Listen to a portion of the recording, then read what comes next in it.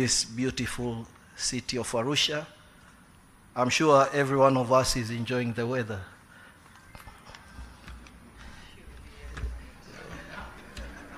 Your Excellencies, it is an honor for us in Arusha to be hosting such an important meeting about the state of democracy in our continent. I understand that the Africa Drive for Democracy seeks to create the space for active dialogue among democracy practitioners in the continent who have taken the decision to take ownership of Africa's destiny and not just be bystanders in the face of multiple crises facing our region. Your Excellencies, Arusha hosted many important forums and meetings about the destiny of our continent and region, peace talks that have led to democratic rule and stability throughout the region. Arusha hosts the city of justice for the continent in the shape of the African Court on Human and People's Rights, and also the East African High Court of Justice, which we are privileged to have the president of the court amongst us. It is for this reason, I believe the organizers of this important event chose our city as the host of these important conversations. I wish, therefore, to note only that organizers had chosen the city of Arusha, but also welcome you all to our city. And we suggest that if Your Excellencies, in one of your resolutions, to declare that Arusha become the permanent host for these sessions. Your Excellencies, while understanding the status of your busy schedules, it is recommended that if only you can spare some time to visit some tourist attractions close by, like the Ngorongoro Crater, Tarangire National Park, Serengeti National Park, or a flight to the Spice Islands of Zanzibar. Your Excellencies, dear delegates, with these remarks, I thank you all for your kind attention.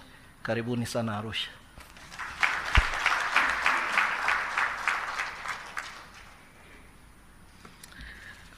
Your Excellencies and distinguished ladies and gentlemen, before we continue, we'd like to acknowledge the presence of some of our special guests in the room.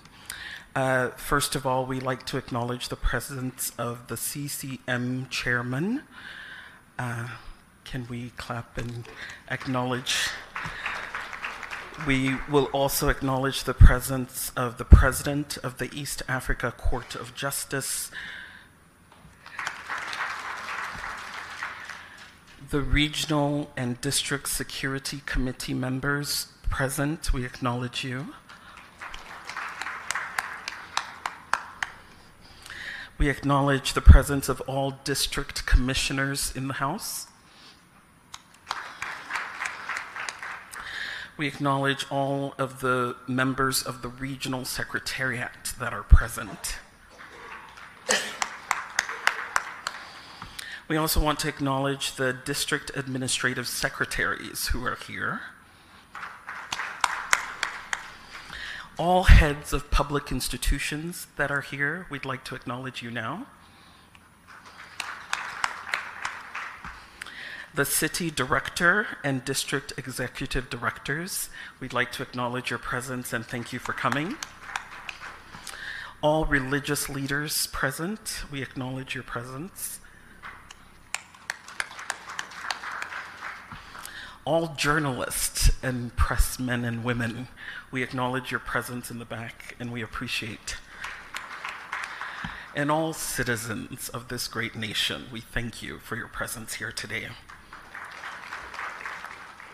As we continue with our program, I would like to invite a representative from the organizing team.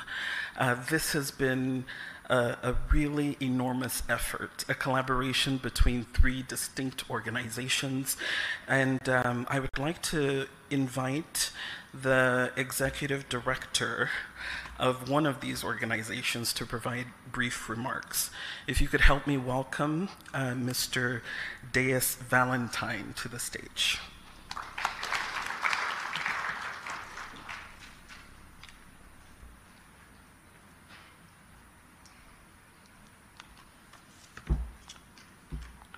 Your Excellency, Dr. Samia Suluhu Hassan, President of the United Republic of Tanzania, Your Excellency Ernest Bai Koroma, former President of the Republic of Sierra Leone, Your Excellency and Chair of the Africa Drive for Democracy Initiative, Your Excellency Jakaya Mrisho Kikwete, the Resident Elder and former President of the United Republic of Tanzania, Your Excellency Haile Mariam Desalegn Boshe, former Prime Minister of Ethiopia. Allow me, before I proceed, to invite my colleagues who were meant to also offer remarks but have appointed me to speak on my behalf, on their behalf, to accompany me as I offer my remarks, because that is the promise they made and that is how I accepted it.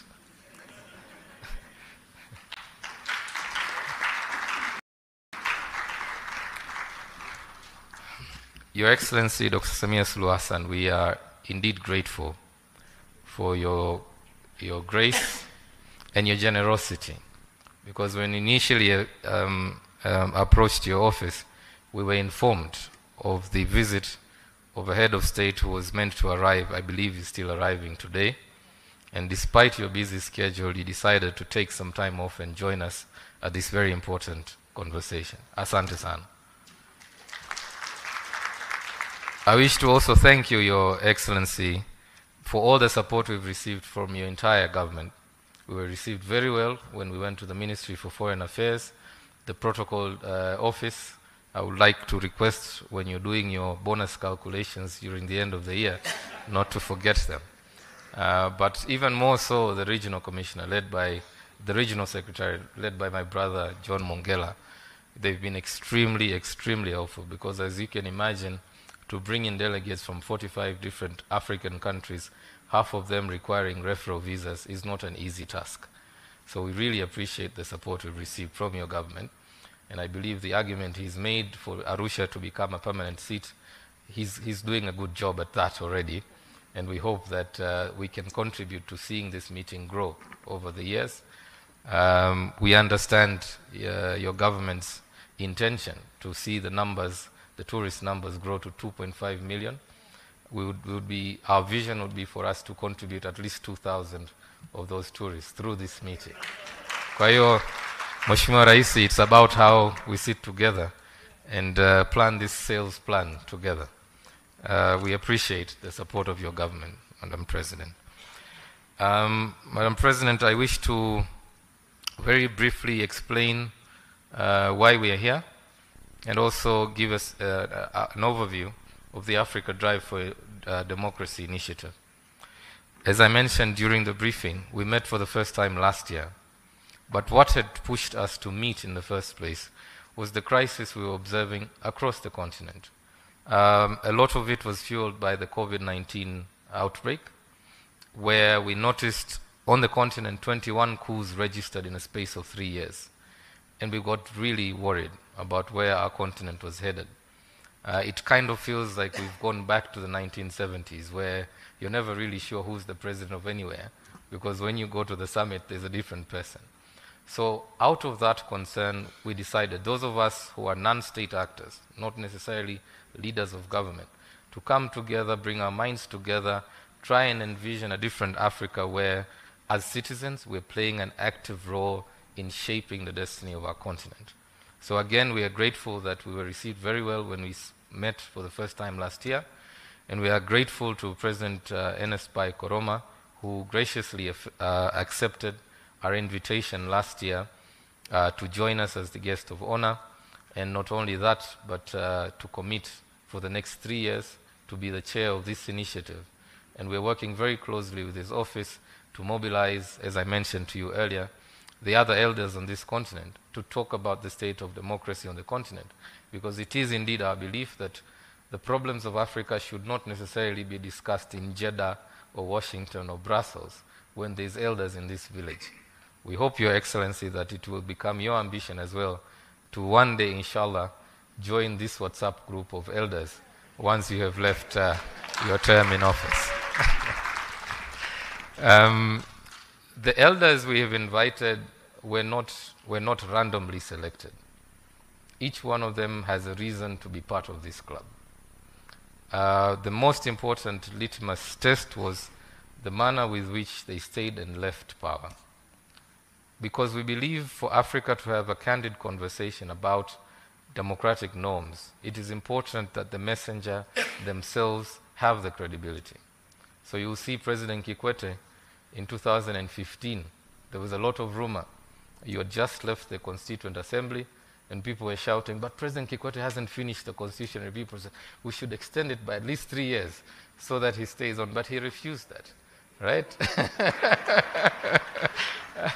President Amani Karume from Zanzibar, who was meant to be with us today, unfortunately because of a conflicting schedule, he couldn't join us. You remember in Zanzibar, he had just passed the new constitution, and many, including those in the opposition, kept shouting that, you just passed the new constitution, you haven't even tested it.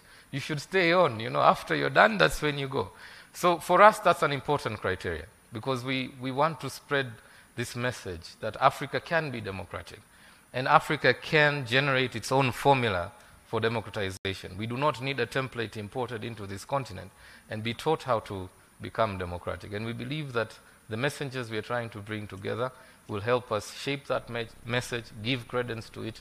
And as mentioned to you, Madam President, we are in the company of many others. Those who are here physically only represent a small representation of the rest of them.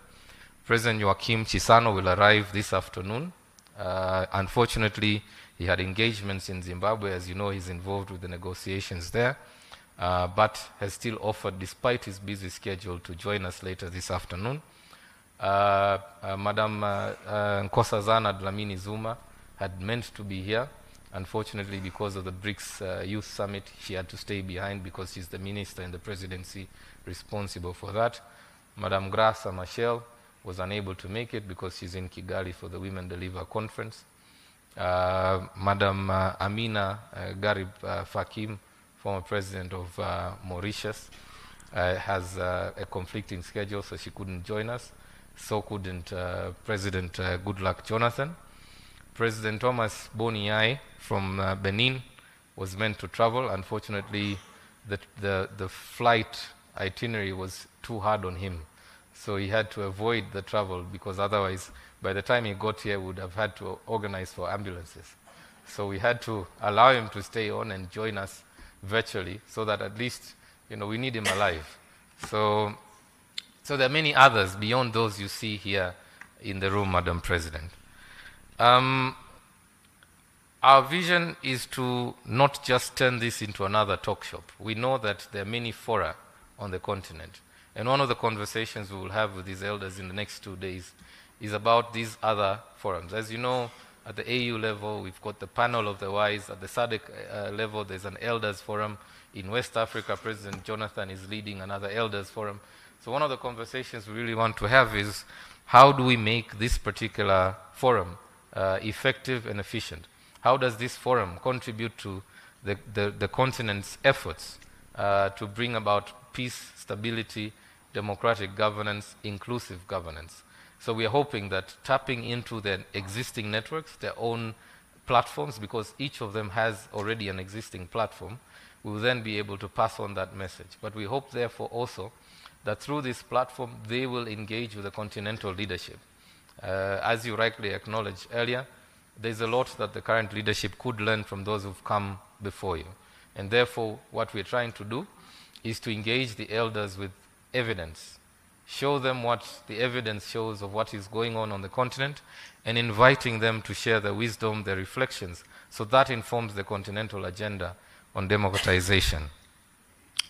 Madam President, this meeting, or rather convening, will proceed later in the week into a People's Assembly, where the practitioners, as rightly acknowledged by the Regional Commissioner, will gather for a more informal setup, where we talk based on our own experiences, the data we are putting together, the experiences challenging the different democratic violations we see on the continent, to develop a common agenda and to build a Pan-African movement in support of democracy. Madam President, we could not have put this meeting together without the support, as you can imagine, of so many partners. While there are 3 of us host institutions, the Center for Strategic Litigation, which I represent, and as I mentioned, we're based in Zanzibar with an office in Cape Town.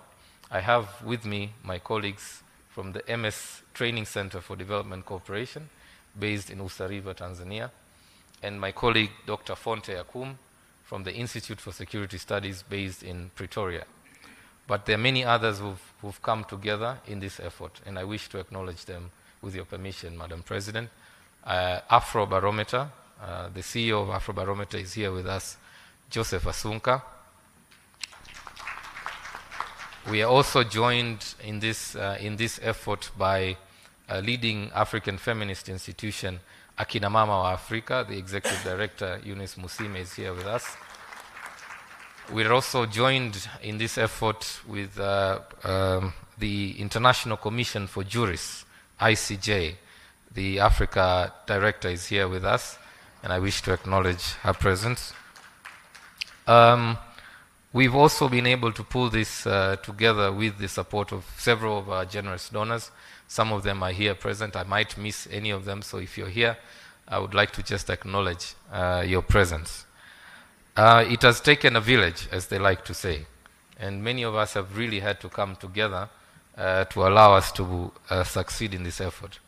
Madam President, it is indeed, as I mentioned earlier, our intention to carry on this conversation in the long run. We don't want to just end with talking about the state of democracy on the continent. In the next 2 days, our elders will hear from experts in the field of democracy generally, but then there will also be sessions on the state of women political participation. There will also be a session on the state of the rule of law on the continent. There will also be a session on the state of peace and security. We expect that their conversation will lead us into a joint message of what they believe can be done on the continent, and later on that will be developed into a position paper and a 3-year program of action, which we hope Your Excellency, you will collaborate with us in enforcing this program of action. So we look forward, indeed, based on the experience we've had over the last 2 years, to continue collaborating with your government, Your Excellency. Allow me at this stage to also acknowledge members of the various staff of our 3 institutions, who I can assure you, Madam President, have been working day and night for the last 5 weeks or so. We have learned many lessons in the course of organizing this event about protocol, about how to behave around elders, about how to receive presidents, and we've come out of this experience better people. So allow me to acknowledge the presence of members of staff of the Center for Strategic Litigation, the MS Training Center. Please stand up for acknowledgement. And members of the Institute for Security Studies, all of whom have collectively made the effort to pull this meeting together. It is indeed our hope and prayer, Madam President, that through this forum we are creating on the continent a model that many other leaders will be inspired towards. We hope that the messages our elders will help us transmit to the continent will go a long way in inspiring a new brand of leadership and hope on the continent that we can have in Africa a democratic society governed with inclusion and respect for the rule of law. That said, Madam President, I wish to stop there to thank you once again for joining us. God bless you and God bless Africa.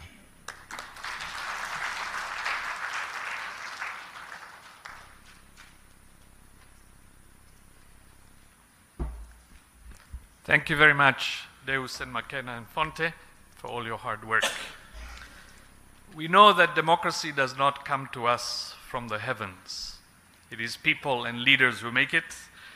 And one of the foremost leaders for this is His Excellency Ernest Bai Corona, who serves the chair of this initiative. It's my pleasure to welcome you to address the group.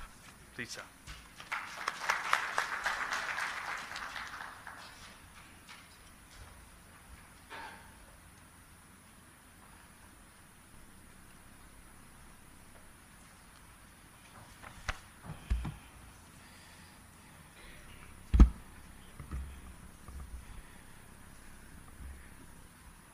Thank you very much for inviting me to the podium. Her Excellency Dr. Samia Suluhu Hassan, President of the United Republic of Tanzania,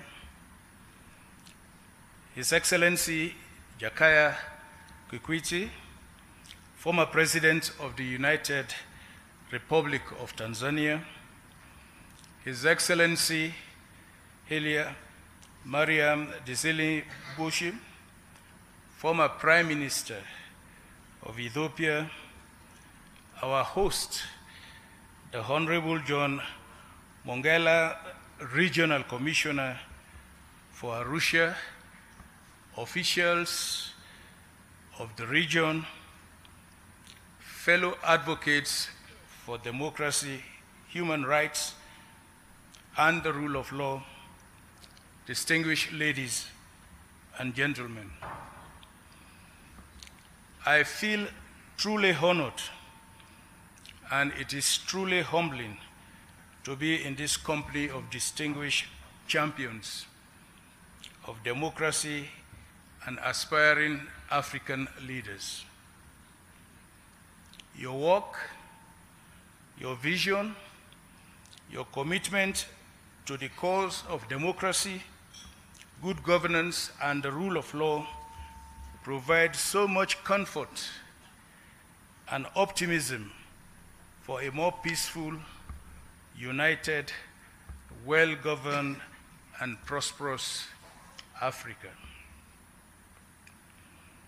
As we embark on this historic Africa Drive for Democracy Elders Retreat, therefore, I would like to extend my deepest appreciation to our dear sister, Her Excellency President Dr. Samia Suluhu Hassan, the government, and the people of Tanzania for the warm and typical African hospitality with which we have been welcomed in this strikingly beautiful sister republic.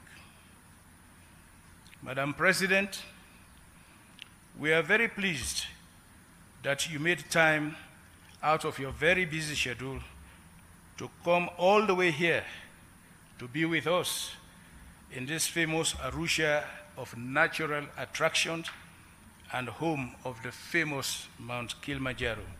Thank you very much, Madam President.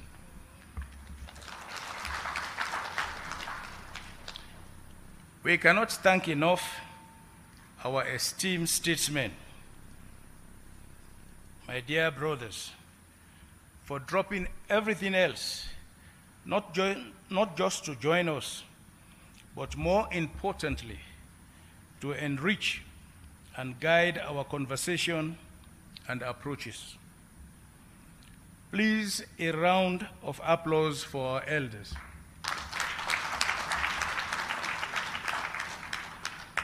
I strongly believe that there is a lot we are going to gain from their rich and inspiring experiences. Madam President, distinguished ladies and gentlemen, I would like to extend profound thanks to the organizers, the Center for Strategic Litigation, the Institute for Security Studies, and the MS Training Center for Development Cooperation for providing this platform for us to constructively engage and inspire each other as we, in our diverse ways, work assiduously to improve democratic good governance in Africa, which lies in the heart of our shared aspirations. But I am not surprised at all. We are all share the reality that there is so much going on in Africa that leaves our people with more questions than answers. Developments such as the recent war in Sudan, the persisting conflicts in Somalia, Nigeria, Mali, Burkina Faso, the Democratic Republic of Congo, Central Africa Republic, and others.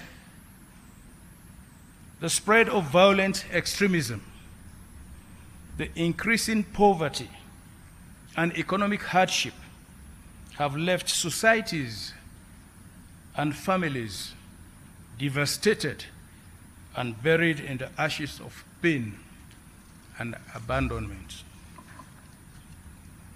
In the heart of these developments is the rapid decline of democracy, manifested through state capture of democratic institutions, legislatures, judiciaries, which are supposed to check the excesses of the executive, are in many cases leading the charge in bridging constitutions to favor undemocratic practices such as entrenching leaders against the wishes of their people, or use pandemics to their advantage to suppress opposition and dissenting voices. We all witness the electoral management bodies doing the bidding for the incumbents. We witnessed the state security forces suppressing the people they are supposed to protect,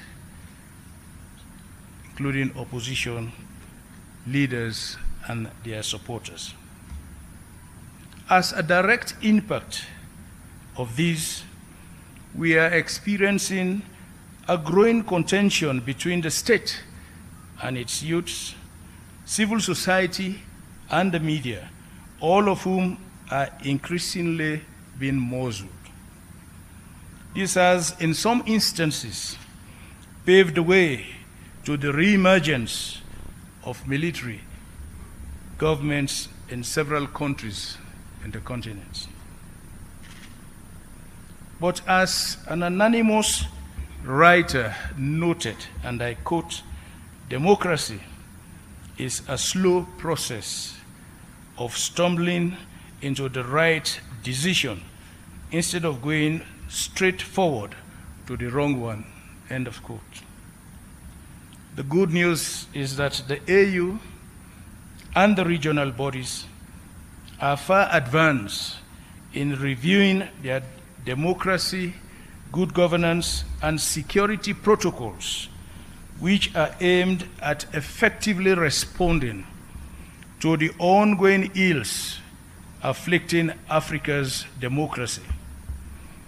It could be helpful, however, for those reviews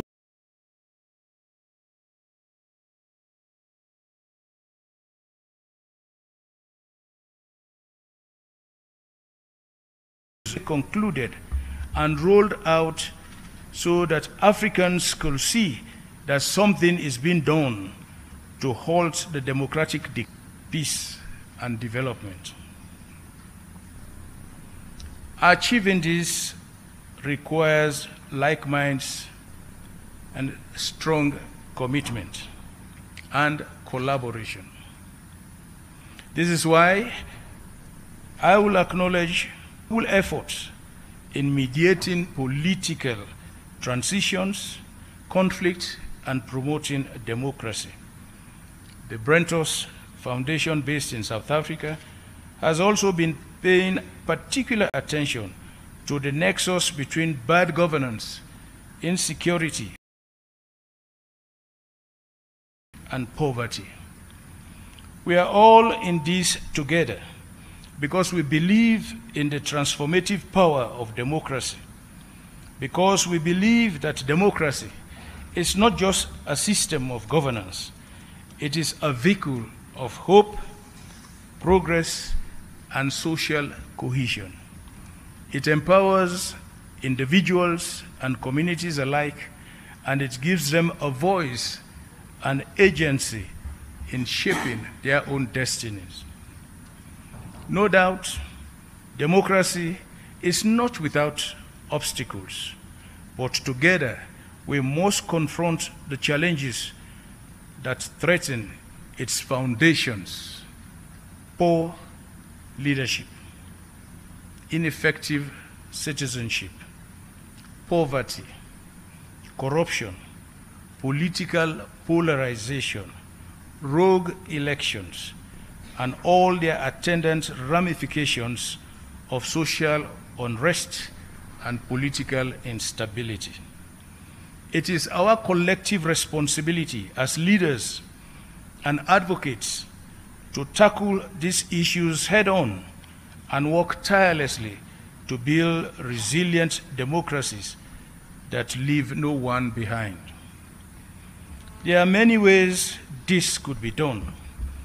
This retreat provides a credible and potent platform to explore solutions, harness our influences, and pave the way for a future where democracy thrives across the African continent. As we embark on this journey, let us remember the millions of Africans whose faith in democracy is weakening. Let us remember the millions of fellow Africans who, owing to bad governance, are being pushed away into the hazards of the Mediterranean seas and the hostilities of irregular migration. Let us keep in our thoughts citizens who are routinely forced from their homes, whose livelihoods are destroyed, who are unlawfully incarcerated, wounded, and killed by those who are supposed to be the ones to protect them. I am confident that the Africa Drive for Democracy Elders Retreat will lay the groundwork for a legacy of democratic values that will resonate with the aspirations of these and future generations. As it is said, let people think they govern and they will be governed. Thank you once again for your warm welcome, and I look forward to the engaging discussions that lie ahead. Together, we can forge a path towards a more democratic, inclusive, and prosperous Africa. Asante sana.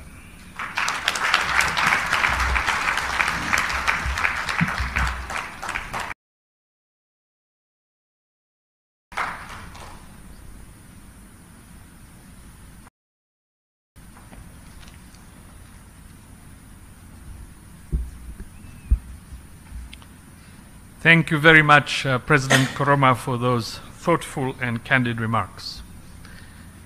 One of the challenges we have across our continent is when some leaders believe that they are indispensable, that without them that country will not manage to stay and stay on for years and years and years. So it is quite unusual when a leader decides that sometimes it may be time for the good of the country and good of the people to step down perhaps even before his time. That is a true courageous act of leadership. It is my great pleasure now to welcome His Excellency Haile Mariam Desalegn, who stepped down earlier than his term because he understood that to be what the country needed at that point. Your Excellency, please welcome.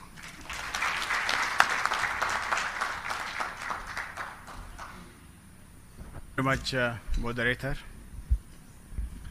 Your Excellency, President Dr. Samia Suluhu Hassan, Your Excellencies, my fellow former presidents present here today, Your Excellency, the Commissioner of Arusha, distinguished scholars, practitioners, sisters and brothers, ladies and gentlemen. A very warm greetings to our guest of honor, President Samia, and I'm always inspired to be in a program with our only executive women president in our continent.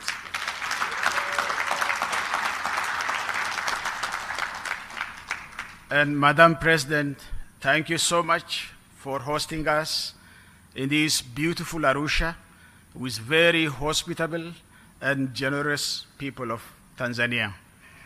What an honor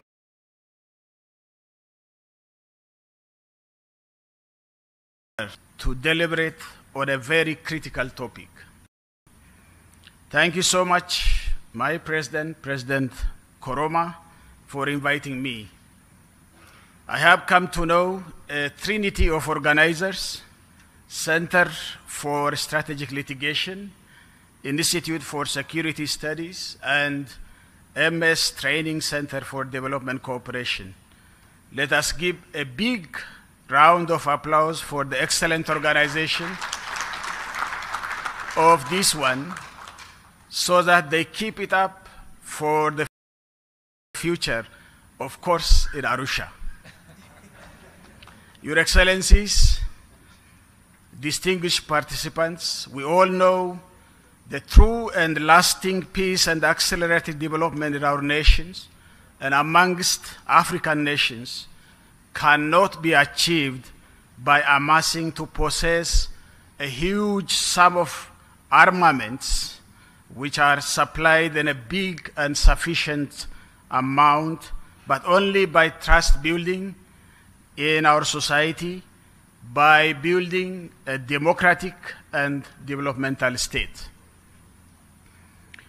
I intend not to speak statements and lecture you, but will try to ask some basic questions which I feel should be raised during this kind of high-level deliberations, and some of them are as follows.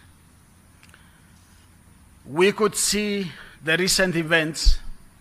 1 year down the line, the pandemic has been exposed, the fault lines in the democratic values, and the continent, and big rooms for citizens to express their frustrations, as seen in the citizens' mobilization and protest from Algeria to Guinea, Mali, Nigeria,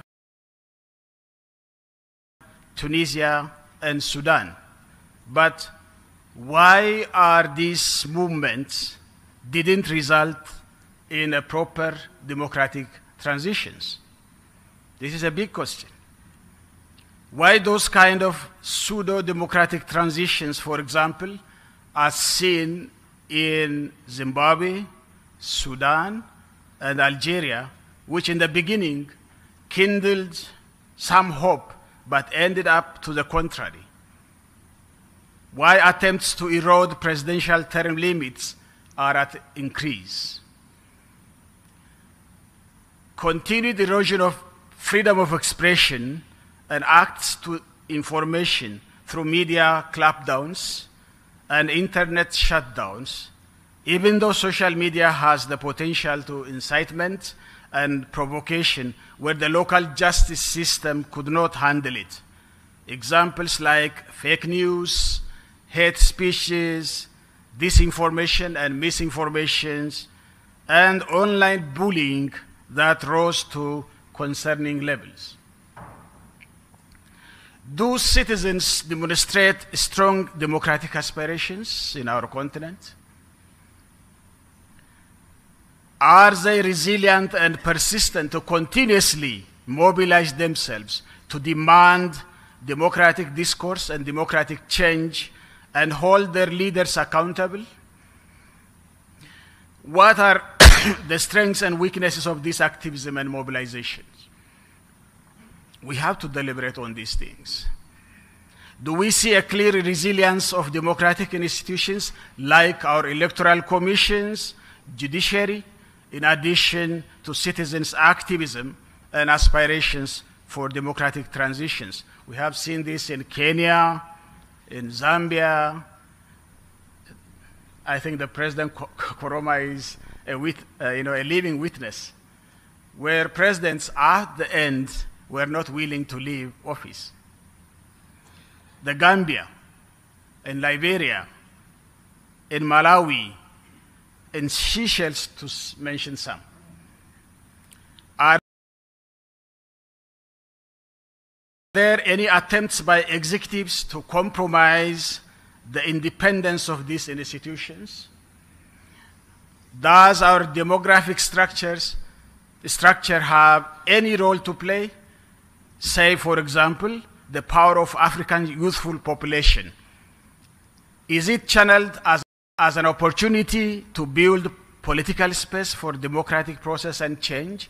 Or is it a serious challenge, sometimes even becomes an emergency, for actually there is an extraordinary growing trend of unemployment and underemployment that cannot easily be addressed by our leaders? Social inequality and hopelessness could provide fertile grounds for recruitment for violent extremist groups, human and illicit financial trafficking rings, and perpetrators of political violence. What is the impact of ethnically based political mobilization and polarization in our continent? I thank Tanzania for this because you handled it properly. I think this mobilization of politics in our continent on the democratization drive in Africa, can we have uniquely African democratic values entrenched in African values and African traditions and cultures for democracy? What do we mean by that? Do we have the political will and political action to meet our commitments to gender equality? Where are we on women's political participation and ownership? Do we have hope for democracy to prevail in our continent? What's the level of democratic aspirations and activism and the resilience of our democratic institutions? Do we have sufficient platforms that can stimulate intergenerational dialogue that helps to exchange experiences and best practices, or this time on democratic practices? Or we leaders are much more far away from our citizens, and our elders are all not interested in intergenerational dialogue?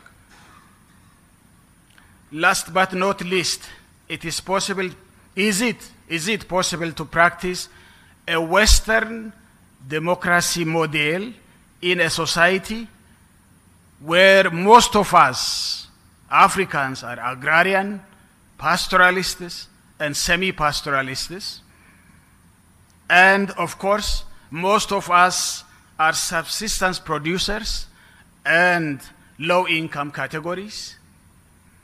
Is there anything like our own terms in democracy on African value systems?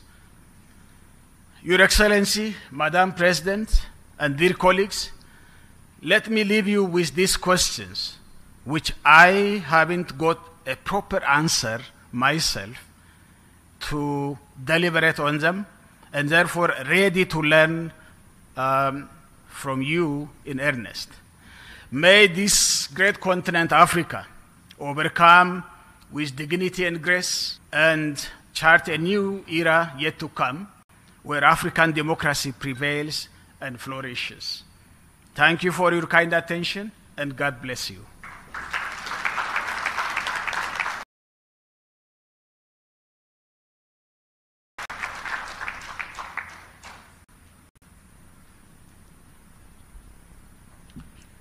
Thank you very much, Mr. Prime Minister.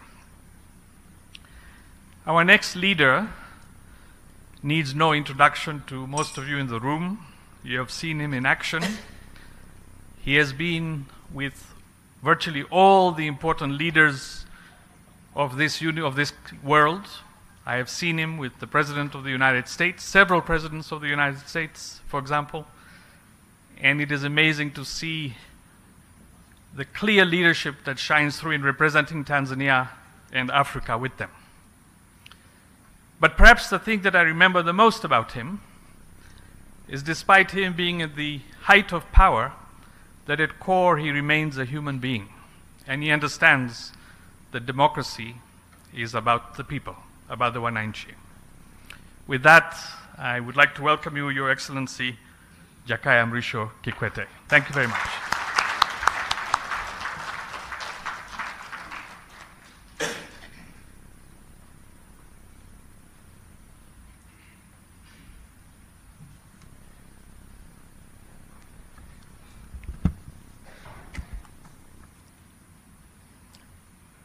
Thank you, Rakesh.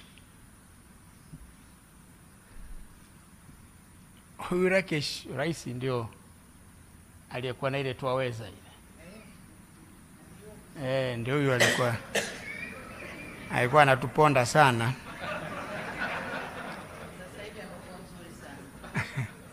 Lakini tulivumiliana wakati ule.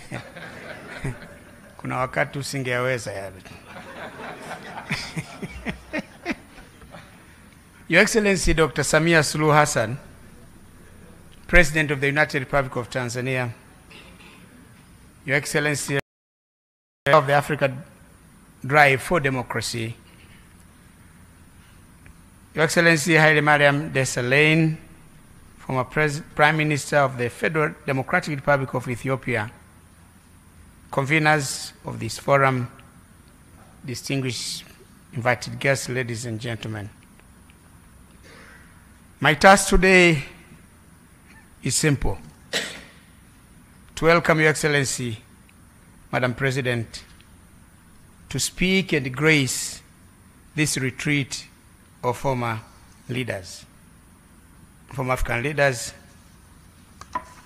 who some call elders.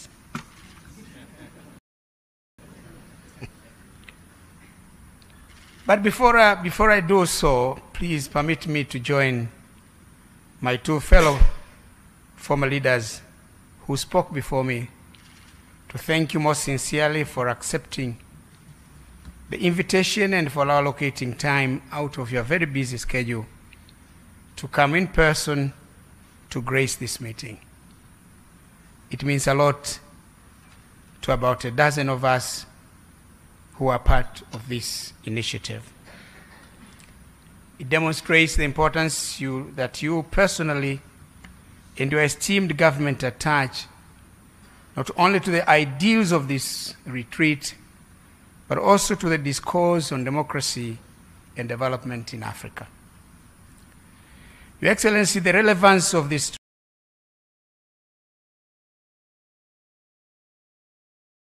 retreat of former leaders cannot be overstated. It is timely, and it is needed in view of the multiple crises facing the African continent. As mentioned earlier by previous speakers, political conflicts, wars, climate change, the COVID-19 pandemic, the high energy and food prices, the ongoing Russia-Ukraine war, and several others have been impacting negatively on growth and development in our dear continent. These challenges have been compounding the already fragile situation in many countries in Africa. The confluence of these crises has exposed Africa's economic and governance frailties and underscores the need and importance of collectively exploring homegrown solutions to African problems. As a former leader myself, I can rightly testify that sitting African leaders have a pivotal role to play in addressing these challenges. It is their primary responsibility, but I believe also that former leaders can play a role in this regard. They are well connected with both the past and the present and can contextualize existing challenges and share their reflections of past experiences with existing readers. At this juncture, I would like to take this opportunity to commend my fellow former leaders, His Excellency Ernest Bai Koroma, the former president of Sierra Leone, and the for being the flag bearer of this wonderful initiative. President, we thank you. Also, His Excellency Haile Mariam, former Prime Minister of the Federal Democratic Republic of Ethiopia, who is participating, like me, for the first time. As already mentioned, His Excellency Joachim Chissano, former President of the Republic of Mozambique, will join us later. Maybe he's on his way from the airport. But I thank them for agreeing to join this important conversation in person. But I thank the chair, President Koroma. We have been whispering. I've been trying to, well, why are you laughing? You know, I've been trying to make him agree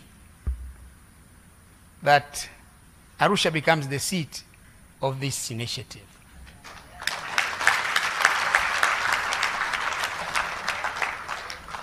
And he has generously accepted.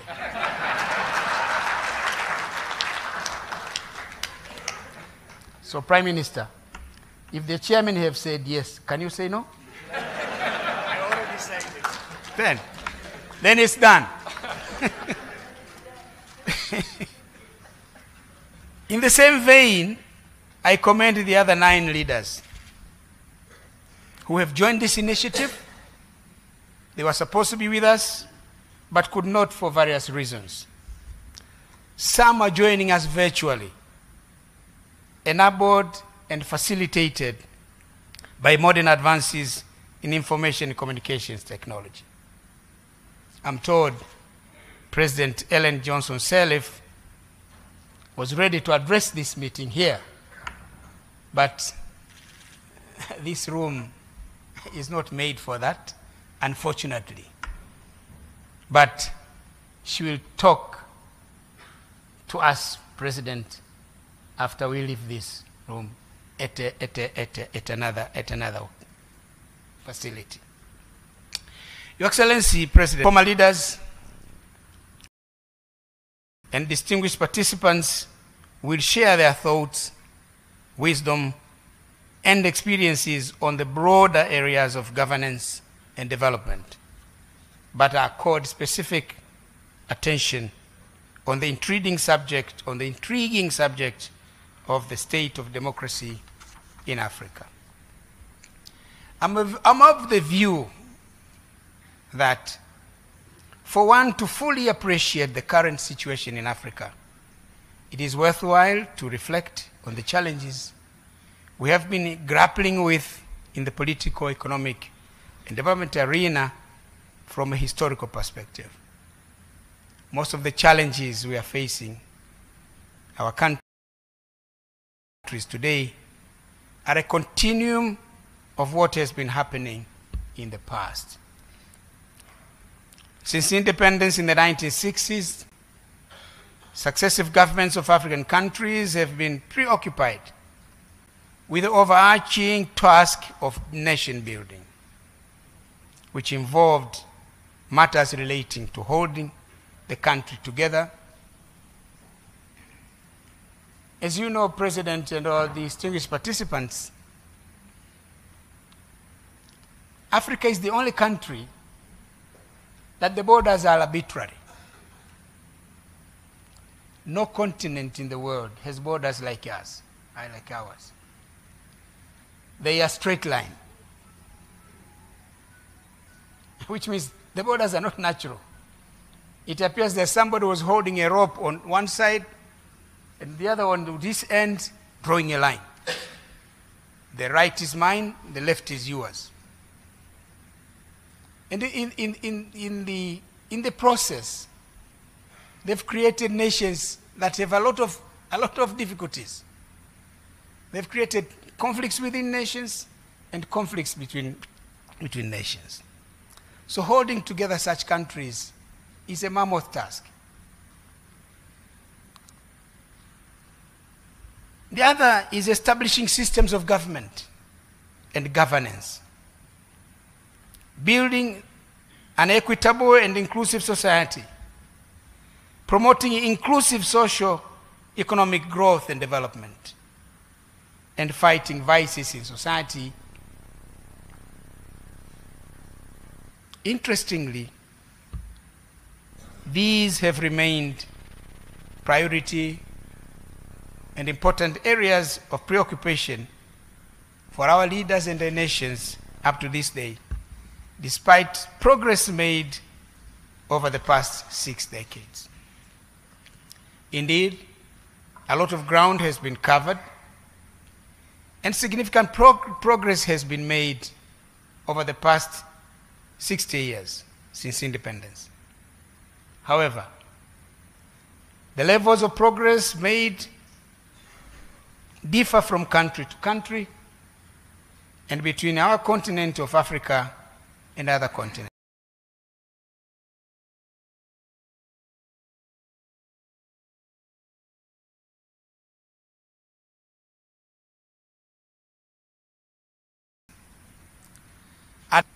On democracy in Africa and other aspects of nation building, of the nation building agenda.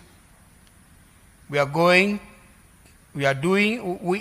this for purposes of advising on pathways forward to greater progress.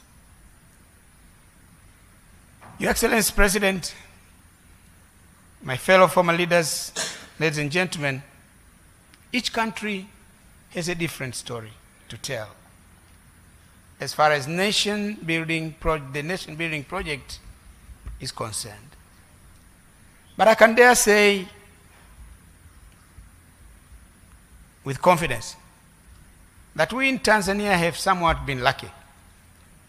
In many ways, it is thanks to the vision and efforts of our founding fathers, Mwalimu Julius Nyerere, the first president of the Republic of Tanganyika, and later the first president of the United Republic of Tanzania, and Sheikh Abeid Aman Karume, the first president of the People's Republic of Zanzibar, and later the vice president of the United Republic of Tanzania. They laid a firm and strong foundation upon which successive generations of leaders, me included, have continued to advance the nation-building project in our country. Now we are proud. We are a proud nation of 61 million people, made up of 126 tribes, subscribing to different faith, members of different political parties. I think we have 24 political parties, very democratic. Prime Minister, how many do we have in Ethiopia? 58. 58? You have beaten us.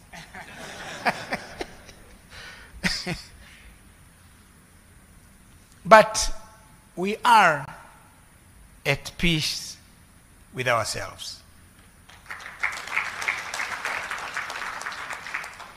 In many aspects of the human development indicators, we are better off today than we were at independence or even 20 or 10 years ago.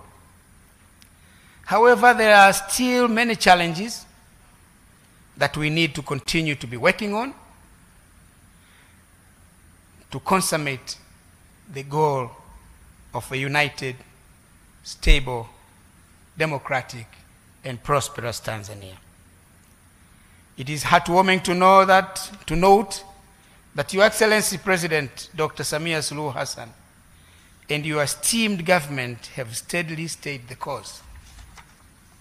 You are not only sustaining the gains made so far, but you are steadfast and committed to advancing the country to greater heights.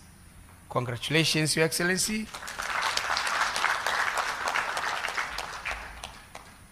And please continue to do the good work. And just like your motto, kazi iendelee. Unfortunately, some African countries have not been so lucky in the nation-building agenda. Most of the conflicts we are witnessing today in our continent can be attributed in one way or another to the failures in the nation-building agenda. It is no surprise that when one looks at many development, democracy, and governance indicators of many institutions, many African countries will be at the bottom half of the list, or at the bottom half of the pecking order. And our motherland, the African continent, collectively will be the least performer. This situation is not acceptable. It has to change. We must hasten the pace of change. We should do everything within our power to do that. Yes, we can. Your Excellency, ladies and gentlemen, as we endeavor to address these common challenges facing our continent, it is important for us as former and current leaders to continue to interrogate, analyze, and express from the African perspectives the way that suits us as Africans. This is precisely what this auspicious gathering sets out to do. I'm hopeful that the debate and deliberations that will ensue in the course of the 2 days will add to the mantra of Africans coming together to forge African solutions to African problems. I beseech my fellow former leaders and I to leverage our experience so that we can embark together on a journey that seeks to realize a prosperous future for Africa, where our continent is integrated, prosperous, democratic, and peaceful. A continent that is driven by its own citizens, representing a dynamic force on the international arena, as is stipulated in OAU's Agenda 2063. Your Excellency, I once again thank you for joining us. And after these many words, it is now my singular honor and pleasure to invite Your Excellency to the podium to deliver your keynote address. We are all ears. Thank you. Karibu sana Mheshimiwa Rais.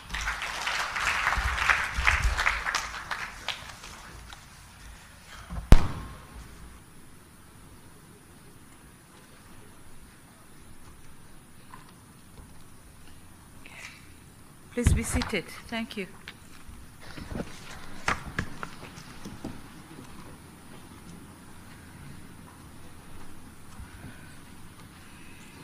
Your Excellency, Ernest Bai Koroma, former President of the Republic of Sierra Leone and Chair of the African Drive for Democracy Initiative, Your Excellency Dr. Jakaya Mrisho Kikwete, former President of the United Republic of Tanzania, Your Excellency Haile Mariam Desalegn, former Prime Minister of the Federal Republic of Ethiopia, representative from the African Court on Human and People's Rights, all dignitaries who are joining us virtually, Your Excellency Honorable John Mongela, Regional Commissioner for Arusha Region. I also acknowledge the presence of the Regional Peace and Security Committee and the district commissioners here present. Advocate Batlokoa, you will excuse me mentioning the West African names, so difficult. Advocate Batlokoa Makong, Chief of Staff of the African Peer Review Mechanism. If he may stand, I thank you. Thank you.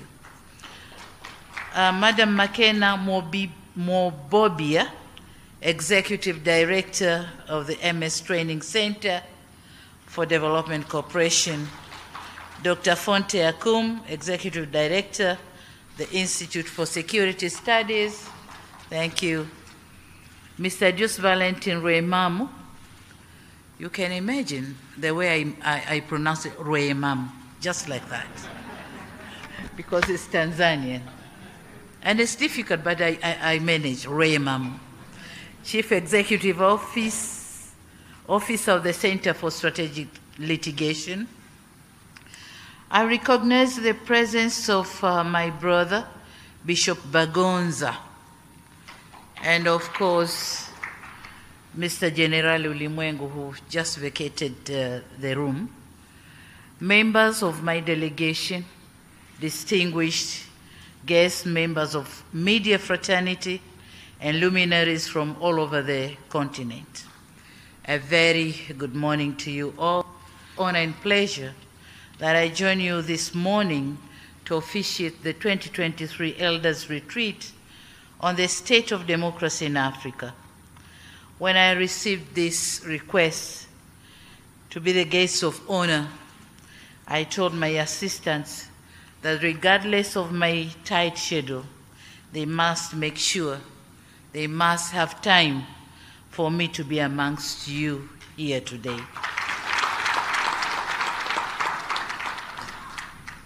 Now, being new in this game of leadership, I thought I have to meet the gurus, the Koromas, Kikwetes, and the Haile Mariams, the gurus of the constituency, and learn from them on whether my ship is sailing in the right direction or not, given the sustained and alarming challenges of democracy in many of our African countries. Excellencies, I congratulate the organizers of the retreat for the wonderful choice of the venue. I'm happy that the retreat is taking place for the second time in this great touristic city of Arusha, the home of great Serengeti, Ngorongoro, Mount Meru, and the East African community, and hopefully the home of this platform. It's going to be here in Arusha. On a special note, I commend His Excellency Ernest Bai Koroma for the leadership of the African Drive for Democracy initiative, and I wish you, Your Excellency, the best in pursuing the objectives of the initiative. It is through this platform that the wealth of wisdom to inform on democratization agenda on the continent can be harvested. And more importantly, is that the seed you, our elders, are planting through this initiative will germinate into a much needed fountain of wisdom and guidance in support of our collective continental ambitions for an integrated, prosperous, and peaceful Africa, driven by its own citizens, representing a dynamic force in the international arena. The Africa we want, as stipulated in the Vision 2063.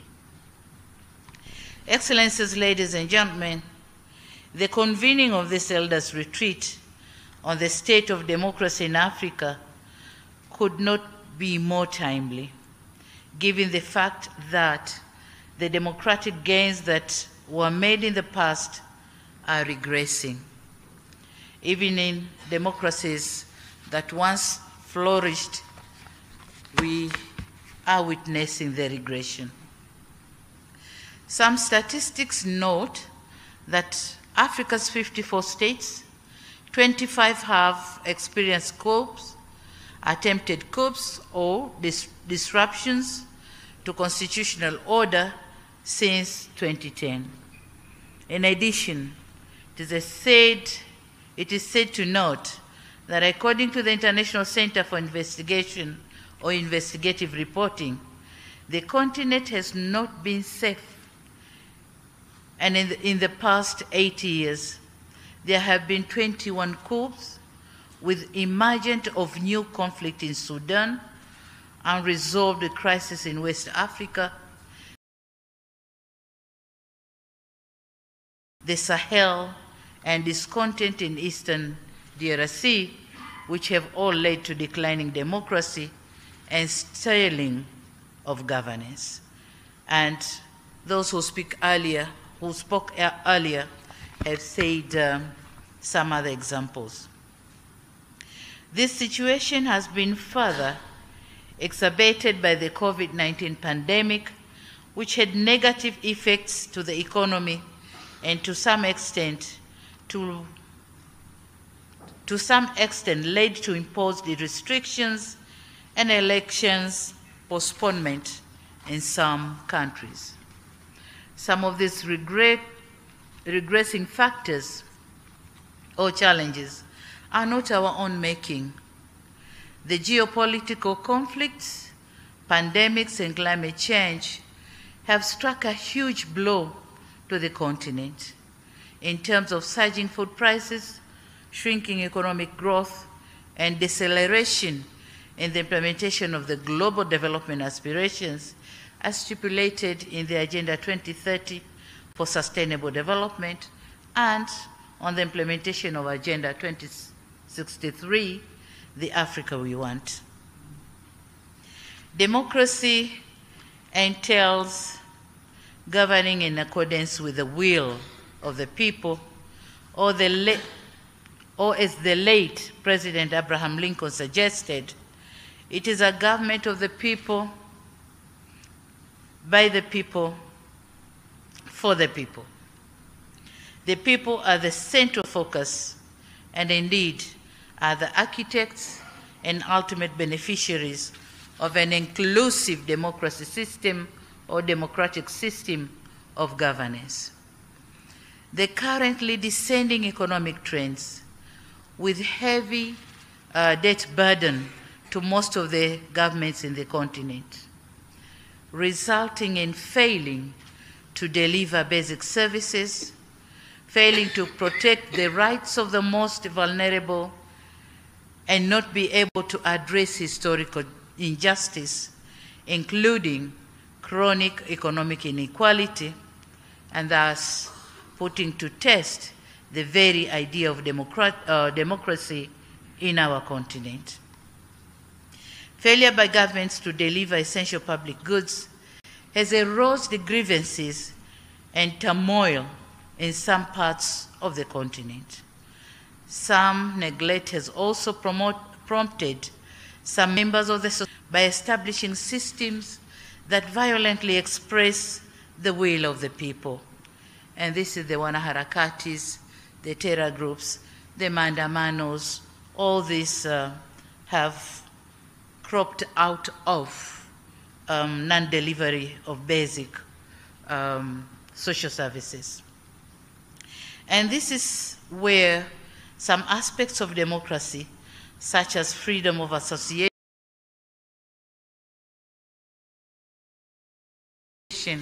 and freedom of expression, are negatively used.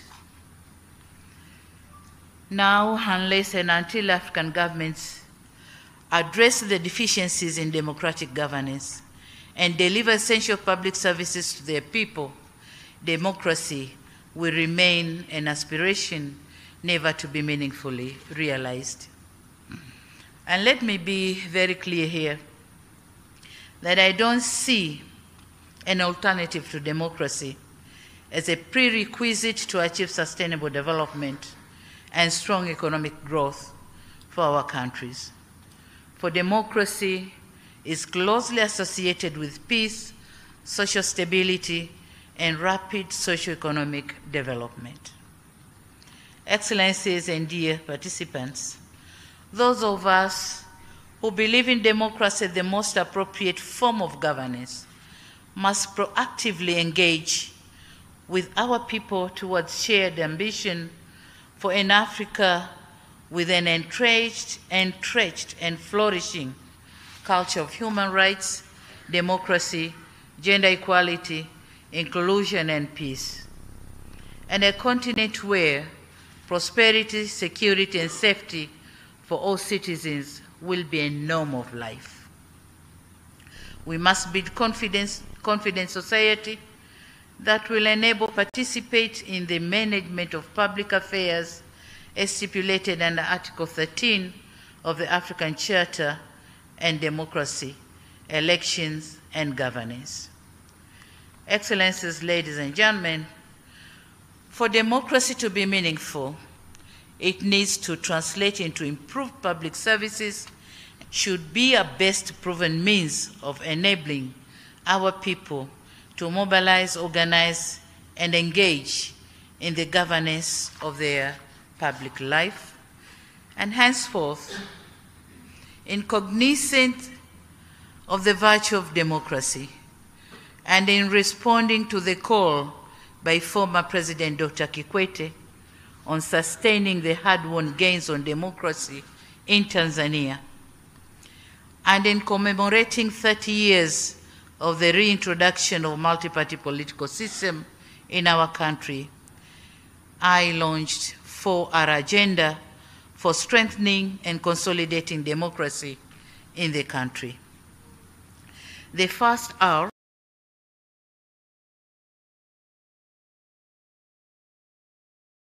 stands for reconciliation, mainly among political parties, but also other groups in our society. This agenda recognizes the value of reconciliation in strengthening national cohesion. Through dialogue and mutual accommodation, we have managed to resolve some of our differences. We have strengthened our unity, and we are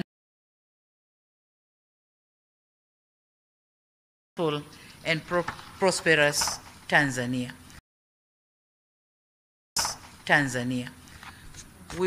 We might be having our differences, but then not to the extent of distorting the peace of our nation. The second R stands for reforms. And having realized the shortfalls, Tanzanian government decided to review and improve several policies and legal frameworks, which restricted the participation of our citizens in the democratic processes. Some of the steps taken are removal of the ban of holding political rallies, also review of several legislations with a view to strengthen democratic institutions and processes. Furthermore, in the quest to strengthen democracy and rule of law, the President Commission on Criminal Justice Reforms was formed to look into the performance of our justice institutions so as to effect reforms for better performance. And we have already received the report, which is now under discussion. The third R is on resilience.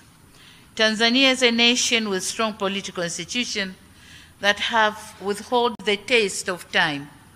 We are building a vibrant economy with an emphasis on increasing competitiveness and achieving industrialization for human development. Our goal is to build a resilient economy that adequately withstand shocks, including financial crisis, pandemics, and other natural calamities such as the effect of climate change. The fourth R is on rebuilding. My government is determined to steer Tanzania into prosperity.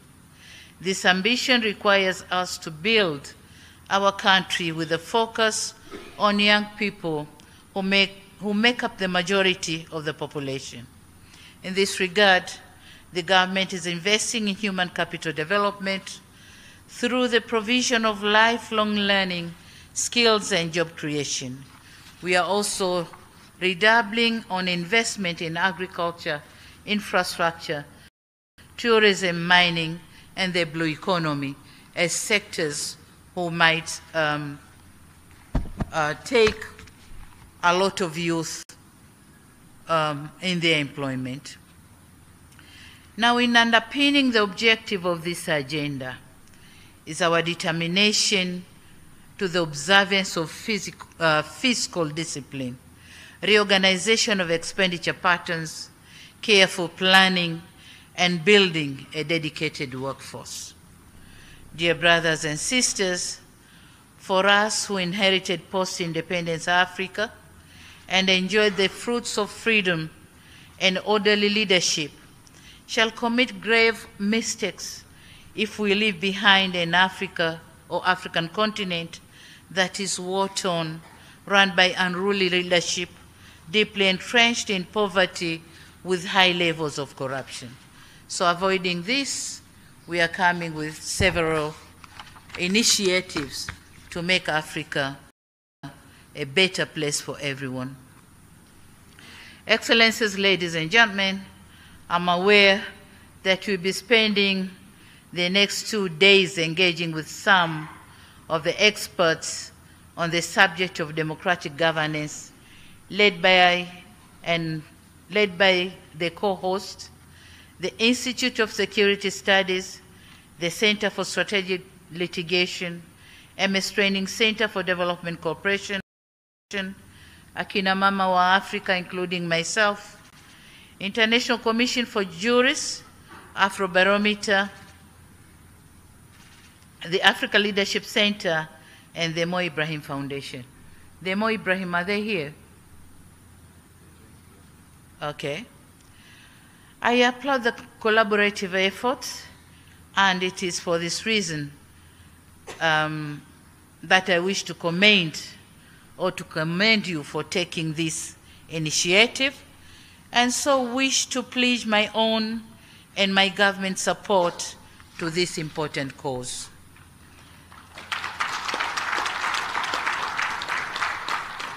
Excellencies, we in Tanzania bear witness to the value of democratic rule, which is achieved through strong constitutional foundations and an active political culture. We are here to learn from our sisters and brothers from other African countries.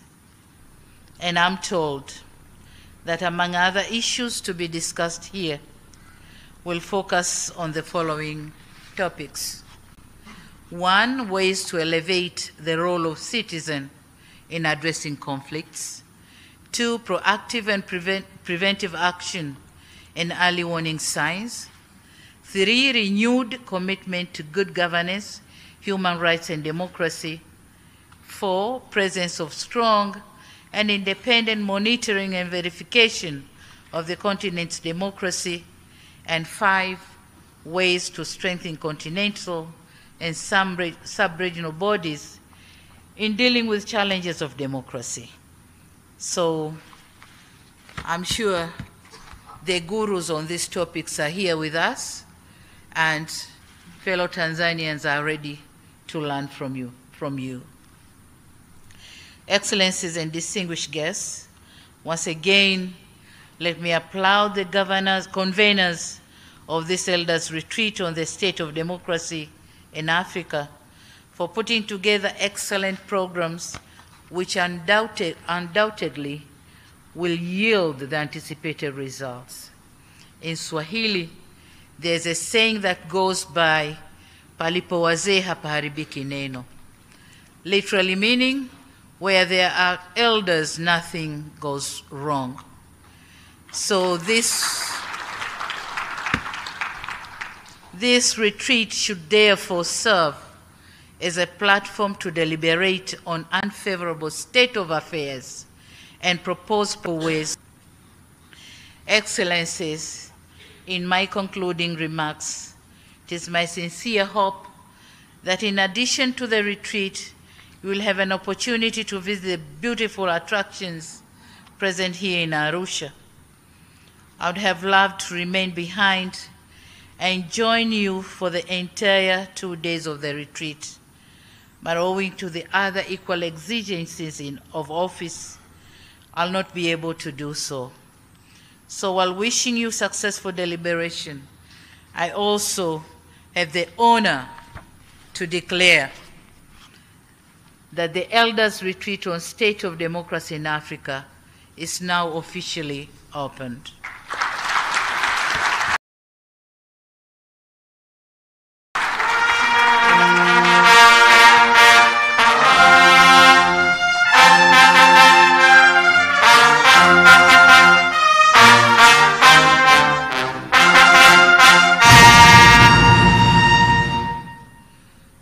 Thank you.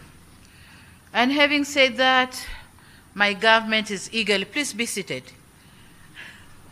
My government is eagerly waiting to receive the plan of action to pick some of those issues which we can implement.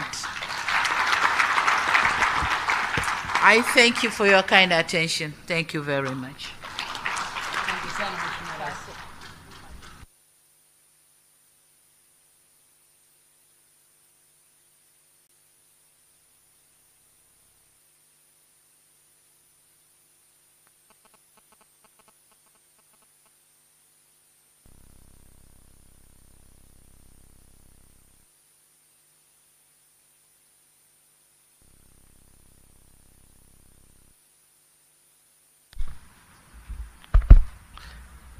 Madam President, thank you very much for those.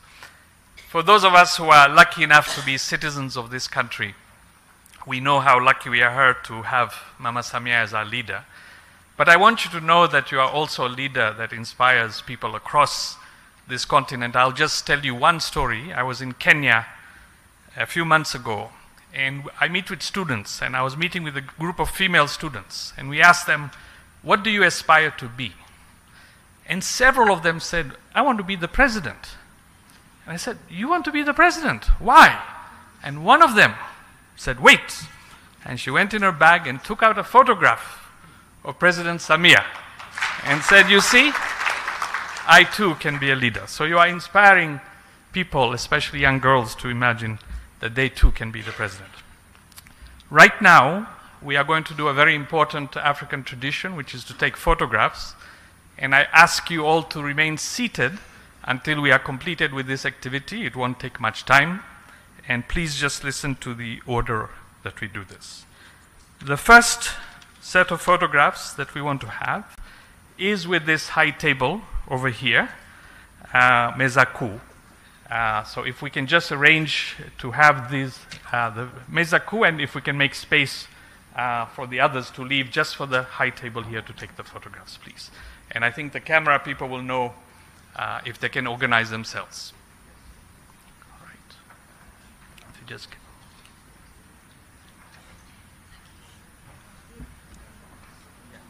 I will.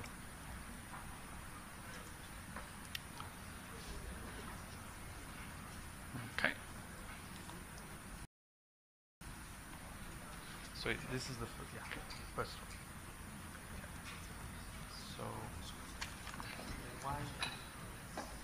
All right. Are the photographers ready? And you can maybe I can ask the two of you to just come to the sides, to either side, please. One to this side. This is the organizers. One on each side, please. Yeah.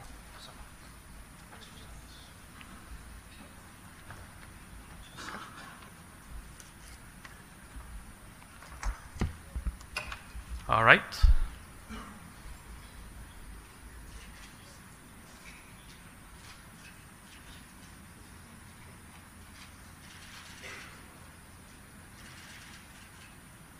Thank you very much. Now, I would like to invite the second group, and please, you enter on this side. So you come up these stairs in front of me. You enter and you stand behind the group, and then when you leave, you will leave on that side. So the next group is that the board and the staff of the three organizing institutions, the Center for Strategic Litigation, ISS, and TCDC. Please enter up here and stand behind our group.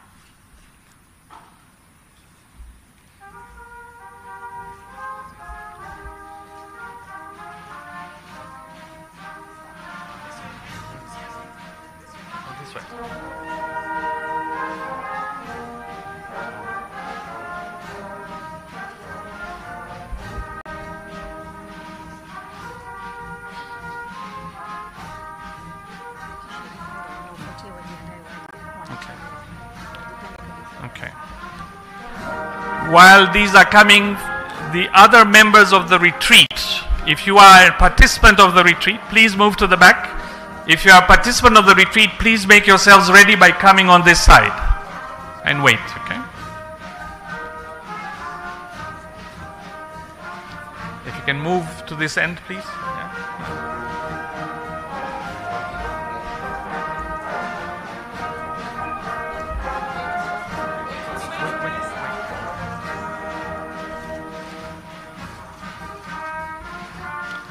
Okay, now those who are standing, if you can exit on that side.